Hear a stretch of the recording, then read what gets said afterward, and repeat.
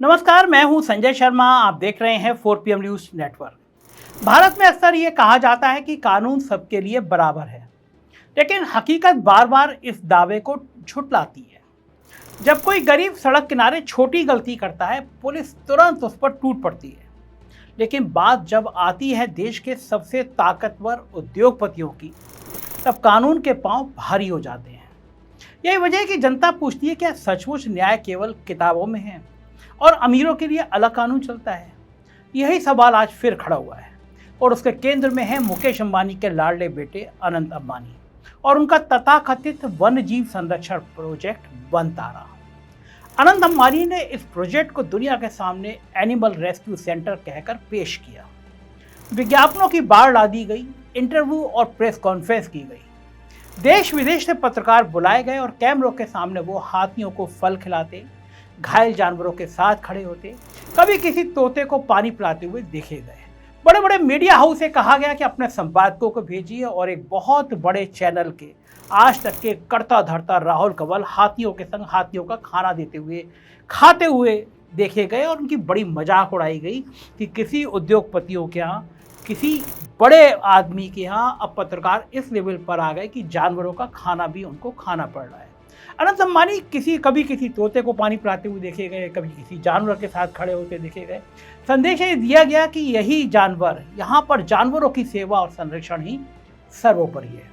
लेकिन धीरे धीरे जब परतें खुली तो सामने आया कि इस चमचमाती तस्वीर के पीछे कुछ और है। दरअसल ये चमचमाती तस्वीर एक मुखौटा थी। आरोप लगने लगे कि वनतारा असल में जानवरों के संरक्षण का नहीं बल्कि अरबों रुपए के धंधे का अड्डा है।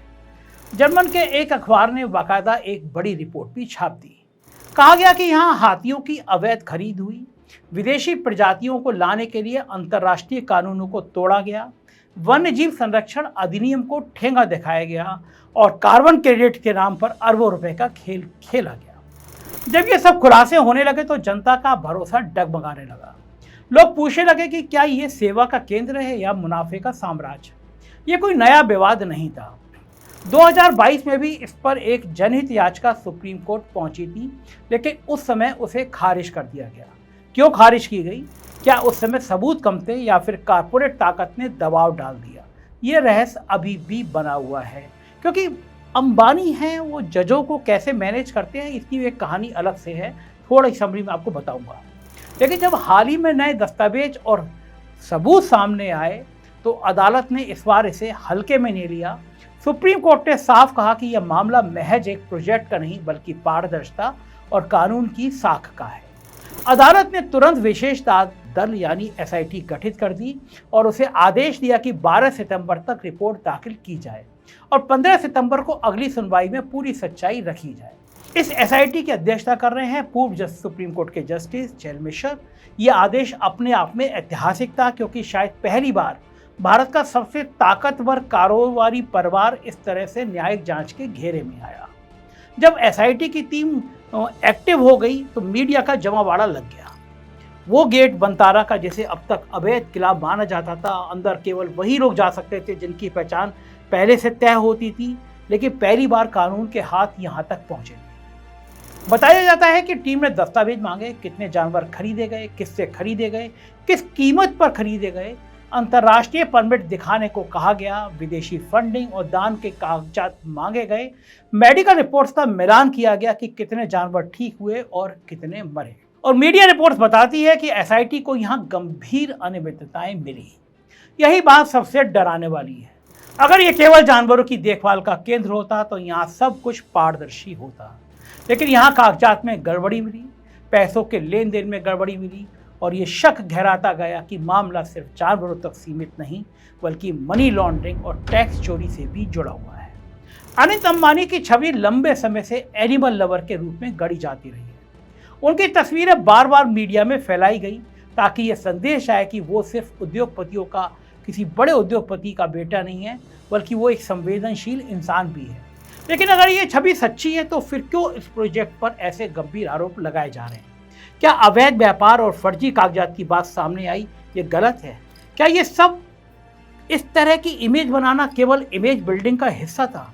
क्या वनतारा वास्तव में एक कारपोरेट ब्रांडिंग प्रोजेक्ट था जो संरक्षण के नाम पर अरबों की डील को छुपाने का तरीका था? जनता इस सवाल से परेशान है। अंबानी समूह कह रहा है ये सब आरोप है, इसमें कोई सच्चाई नहीं है। जनता इसलिए परेशान है क्योंकि जब छोटे एनजीओ और समाज सेवी संगठन बिना परमिट किसी घायल जानवर की मदद करते हैं तो प्रशासन उन पर तुरंत मुकदमा ठोक देता है। छोटे छोटे संगठन वर्षों से मेहनत कर रहे हैं, लेकिन उन पर आए दिन केस दर्ज होते रहते हैं। लेकिन जब अंबानी परिवार पर इतने गंभीर आरोप लगे हैं तो सरकार और विभाग खामोश क्यों है? क्या ये साबित नहीं करता कि सरकारें पूंजीपतियों की गुलाम बन चुकी है? ये मामला केवल वंतारा का नहीं बल्कि लोकतंत्र का है। अगर सबसे ताकतवर और अमीर लोगों पर कानून लागू नहीं होता तो आम जनता कैसे विश्वास करेगी कि उसे न्याय मिलेगा? इतिहास गवाह है कि अंबानी परिवार हर दौर की सरकारों के साथ करीब रिश्ते रखता आया है। कांग्रेस हो या भारतीय जनता पार्टी, हर सत्ता के साथ उनकी पकड़ रही है। बड़े मंत्री उनके आयोजनों में शामिल होते हैं, नीतियां उनके हितों में बदली जाती रही हैं, ऐसा आरोप है। और जब मामला अदालत तक पहुंचता है तो उसे दबाने की कोशिश होती है। यही कारण है कि जनता को लगता है कि इस बार भी सब दब जाएगा। लेकिन फर्क यह है कि इस बार सुप्रीम कोर्ट ने सीधे आदेश दे दिया और एसआईटी जांच कर रही है। सवाल यही है कि क्या जांच सिर्फ दिखावा है या सचमुच अंबानी परिवार कानून के शिकंजे में आएगा? और चर्चा यह है कि जिस तरह ये खबरें सामने आई थी कि अंबानी ट्रंप के करीब हो गए हैं, अंबानी उनके दोस्त हो गए हैं, मोदी सरकार को गिराने की साजिश रच रहे हैं, इसीलिए ये सारा कांड हो रहा है। वंतारा का दूसरा पहलू है कि पर्यावरण बनाम मुनाफा। प्रचार किया गया कि यह प्रोजेक्ट पर्यावरण संरक्षण का सबसे बड़ा प्रयास है।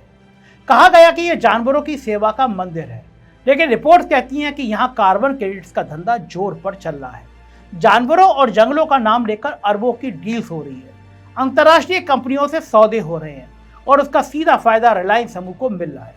सवाल यह है कि अगर यह संरक्षण है तो इसमें मुनाफे का इतना बड़ा खेल क्यों छुपा हुआ है? क्या यह सेवा है या महज धंधा? सबसे शर्मनाक भूमिका इस पूरे मामले में मीडिया की रही है। वर्षों तक टीवी चैनलों और अखबारों ने वंतारा को भारत की शान बताया। बड़े बड़े इंटरव्यूज हुए, डॉक्यूमेंट्री जैसी रिपोर्टें बनी, लेकिन जब गंभीर आरोप सामने आए तो वही मीडिया चुप हो गई। क्यों? क्योंकि विज्ञापन और कॉर्पोरेट दबाव इतना बड़ा है कि कोई चैनल अंबानी परिवार के खिलाफ बोलने की हिम्मत नहीं करता। यही स्थिति सबसे खतरनाक है, क्योंकि अगर मीडिया ही सत्ता और पूंजी के सामने झुक जाए तो जनता की सच्चाई कौन बताएगा? वंतारा केवल जानवरों का मामला नहीं है, यह उस पूरे सिस्टम का आईना है जिसमें पैसा कानून के ऊपर खड़ा हो जाता है। सुप्रीम कोर्ट की पहल ऐतिहासिक है, लेकिन जनता की निगाहें अब इस बात पर हैं कि क्या अंबानी परिवार पर सचमुच कानून का शिकंजा कस पाएगा या फिर हमेशा की तरह सब कुछ दब जाएगा।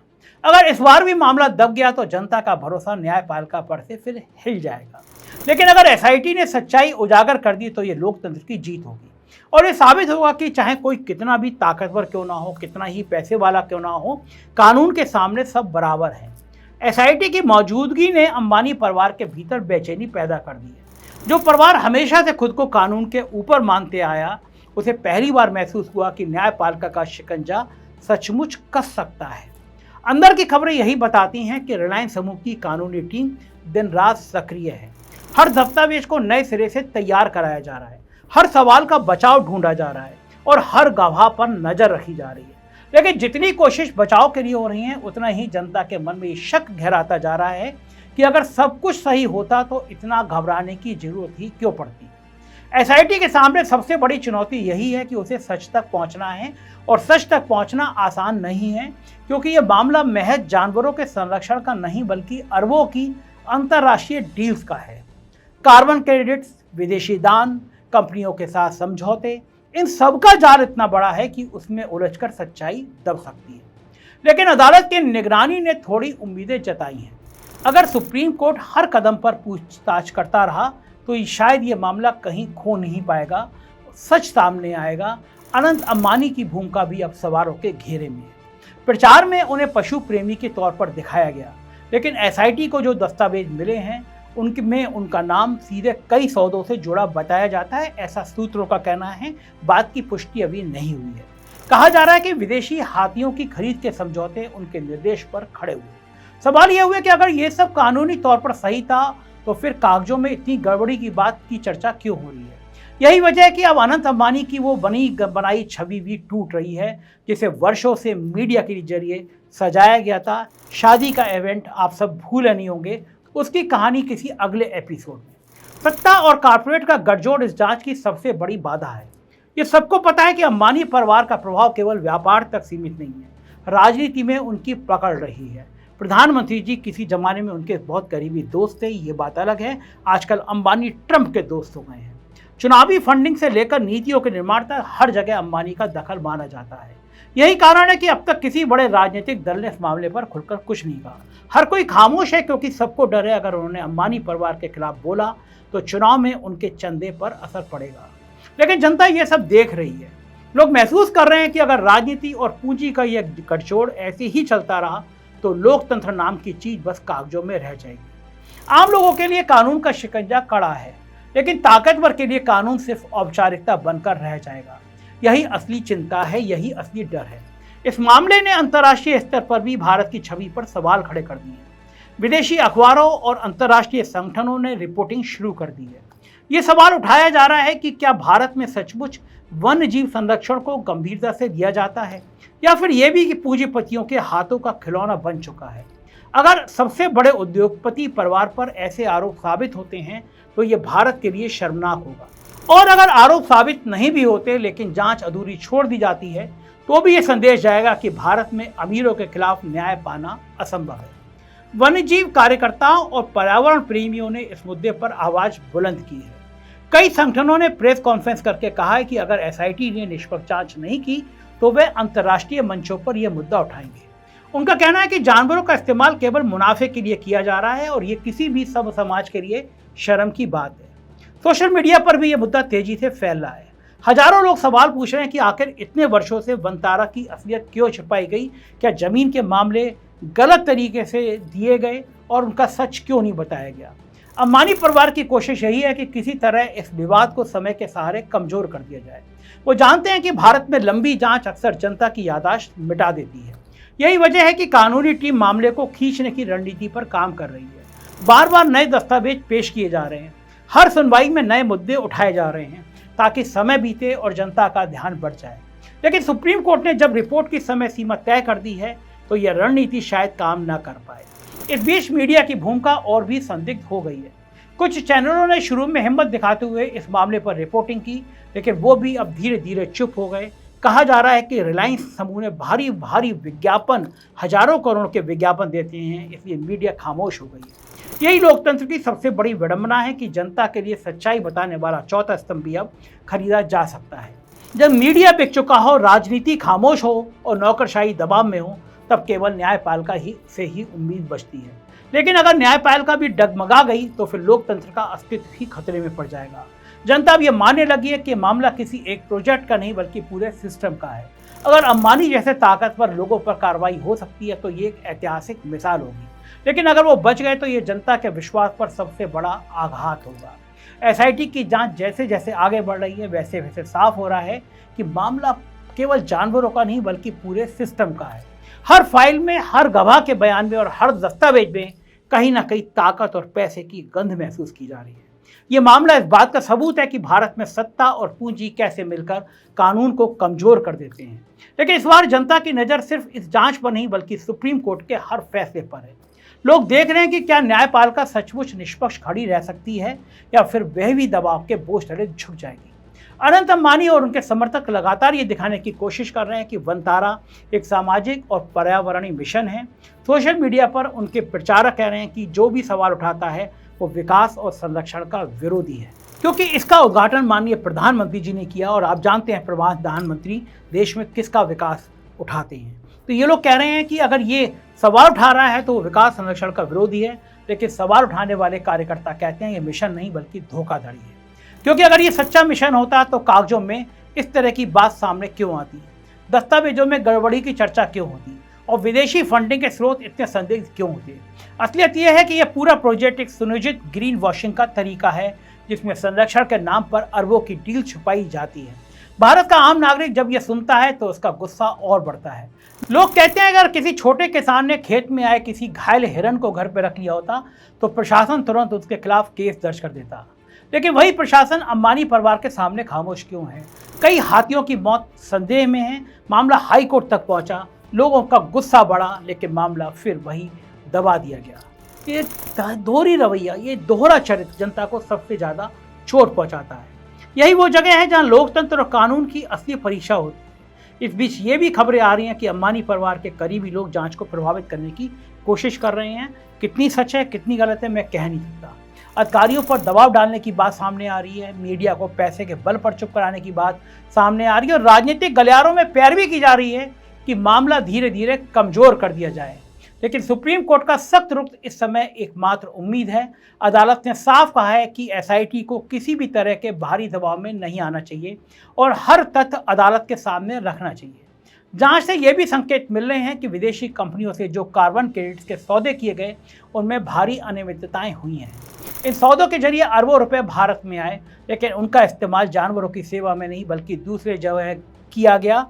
चर्चाएं हैं, पुष्ट नहीं है। अगर ये साबित होता है कि ये सिर्फ एक कारपोरेट घोटाला नहीं बल्कि अंतर्राष्ट्रीय धोखाधड़ी होगी, इससे भारत की छवि दुनिया में बुरी तरह प्रभावित होगी और सवाल उठेगा कि क्या भारत में बड़े उद्योगपति कानून से ऊपर हैं। जनता अब और भी आक्रोशित हो रही है। सोशल मीडिया पर लगातार ये सवाल उठ रहा है कि क्यों अंबानी परिवार के खिलाफ कोई बड़ा राजनीतिक दल आवाज नहीं उठा रहा, विपक्षी दल भी खामोश क्यों हैं। जवाब साफ है, सबको चुनाव के लिए चंदा चाहिए और अंबानी परिवार हर दल की जरूरत है। यही कारण है कि किसी की जबान नहीं खुल रही, लेकिन जनता जानती है कि अगर राजनीति खामोश है, मीडिया बिक चुका है और नौकरशाही दबाव में है, तो एकमात्र उम्मीद सुप्रीम कोर्ट से है। अगर ये जांच निष्पक्ष रूप से पूरी हुई और अंबानी परिवार पर आरोप साबित हुए तो ये भारतीय लोकतंत्र के इतिहास में एक बड़ा मोड़ होगा। ये वो क्षण होगा जब जनता कहेगी सचमुच कानून सबके लिए बराबर है। लेकिन अगर ये मामला भी दबा दिया गया तो जनता के मन से यह आखिरी उम्मीद भी टूट जाएगी। लोग मान जाएंगे कि भारत में कानून सिर्फ गरीब और कमजोर के लिए है, ताकतवर के लिए नहीं। इस मामले का एक और पहलू है पर्यावरण और वन्य जीवों का असली संरक्षण। भारत में पहले से ही हाथियों और अन्य लुप्त प्राय प्रजातियों की स्थिति खराब है। अगर वन जीवों का संरक्षण केवल पूंजीपतियों के हाथ में सौंप दिया जाएगा तो वो कभी भी निष्पक्ष नहीं होगा, क्योंकि पूंजीपति हमेशा मुनाफा देखता है, संरक्षण नहीं। वनतारा इसका सबसे बड़ा उदाहरण है। बाहर से यह सेवा का मंदिर दिखता है, लेकिन भीतर ये मुनाफे का अड्डा है, लोग कहते हैं। यही कारण है कि कार्यकर्ता इसे ग्रीन सर्कस कह रहे हैं, जिसमें जानवर केवल दिखावे का साधन है। इस समय सबसे बड़ी जिम्मेदारी न्यायपालिका पर है। सुप्रीम कोर्ट को ये साबित करना होगा कि उसका हाथ सचमुच सबसे ताकतवर दरवाजे तक पहुंच सकता है।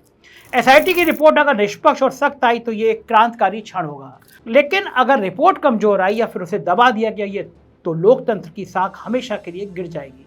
इस पूरी कहानी का निष्कर्ष ये है कि वनतारा सिर्फ एक प्रोजेक्ट नहीं बल्कि उस पूरे सिस्टम का आईना है जिसमें पूंजी, राजनीति और मीडिया मिलकर कानून को बंधक बना लेते हैं। अगर इस बार भी जनता को न्याय नहीं मिला तो लोगों का भरोसा टूट जाएगा और यह टूटना खतरनाक होगा, क्योंकि जब जनता का भरोसा न्याय से उठता है तो समाज अराजकता की ओर बढ़ता है। अनंत अंबानी और उनका परिवार चाहे जितनी भी कोशिश कर ले, लेकिन सच्चाई यह है कि आज पूरा देश देख रहा है। जनता ये जानना चाहती है कि क्या भारत में कानून सबसे ताकतवर घराने तक पहुंच सकता है। अगर हाँ तो ये लोकतंत्र की जीत होगी, और अगर नहीं तो ये साबित कर देगा कि भारत में कानून सिर्फ गरीब और कमजोरों के लिए है, ताकतवरों के लिए नहीं। इस पूरी बहस के बीच सबसे बड़ा सवाल यह है कि आखिर जनता कब तक इस तरह की बातों को सहती रहेगी। देश की युवा पीढ़ी जो आज सोशल मीडिया पर खुलकर बोल रही है, वह जान चुकी है कि भारत का लोकतंत्र तभी मजबूत होगा जब सबसे ताकतवर लोगों को भी कटघरे में खड़ा किया जाएगा।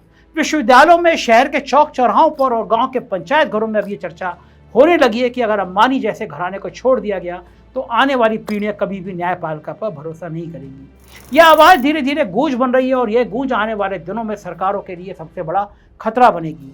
कुछ वरिष्ठ वकील भी खुलकर बोल रहे हैं कि मामला सिर्फ वन जीव संरक्षण का नहीं है बल्कि संविधान की आत्मा का है। अगर अदालत इस मामले में निष्पक्ष और सख्त फैसला देती है तो ये संविधान की जीत होगी, लेकिन अगर अदालत दबाव में आई तो संविधान की सबसे बड़ी हार होगी। इसलिए सबकी नज़र अब सुप्रीम कोर्ट और एसआईटी की रिपोर्ट पर है। यह सच है कि अंबानी परिवार दुनिया के सबसे अमीर घरानों में एक है, लेकिन अगर भारत जैसे लोकतंत्र में पैसा ही सब कुछ तय करने लगे तो फिर यह लोकतंत्र नहीं बल्कि धनतंत्र कहलाएगा। और यही खतरा आज सबसे बड़ा है। जनता चाहती है कि इस बार न्याय हो, चाहे सामने कितना भी ताकतवर क्यों ना हो। अगर ऐसा हुआ तो यह भारत के लोकतंत्र की सबसे बड़ी जीत होगी। आखिर में यही कहा जा सकता है कि वनतारा मामला केवल एक प्रोजेक्ट की सच्चाई नहीं बल्कि भारत के लोकतंत्र का आईना है। यहाँ यह तय होगा कि क्या सुप्रीम कोर्ट सबसे ताकतवर घरानों को भी कानून के कटघरे में ला सकता है या फिर हमेशा की तरह मामला दब जाएगा। अगर न्यायपालिका ने हिम्मत दिखाई तो इतिहास में दर्ज होगा कि भारत में कानून से ऊपर कोई नहीं है। लेकिन ये मामला भी पैसे और दबाव की भेंट चढ़ गया तो जनता मान लेगी कि यह देश अब लोकतंत्र नहीं बल्कि अमीरों के खेल का मैदान है। यही वह क्षण है जो आने वाली पीढ़ियों के भरोसे को तय करेगा। आप इसके बारे में क्या सोचते हैं? मुझे आपकी राय भी जानना चाहिए, जरूरी है। कमेंट करिएगा, बताइएगा कि इस मामले में आपके क्या विचार हैं। चैनल को सब्सक्राइब और ज्वाइन करिएगा। बहुत बहुत शुक्रिया। Thank you.